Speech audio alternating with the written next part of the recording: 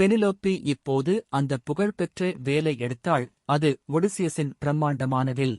எவர் இந்த வில்லை வளைத்து 12 கோடரி வளையங்களின் வழியாக அம்பைச் செலுத்துகிறாரோ அவரையே நான் மணப்பேன் என்று அறிவித்தாள். ஒவ்வொரு சூழ்ச்சிக்காரராக வந்து வில்லை வளைக்க முயன்றனர். ஆனால் அந்த வில் ஒரு கல்லைப் போல அசையாமல் இருந்தது.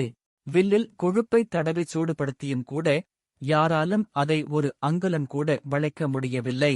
ஆண்டினோஸ் ஆத்திரமடைந்தான். அப்போது அந்த பிச்சைக்காரன், ஒடிசியஸ், நானும் ஒருமுறை முயன்று பார்க்கலாமா என்று கேட்டார். சூழ்ச்சிக்காரர்கள் எகத்தாளமாக சிரித்தனர்.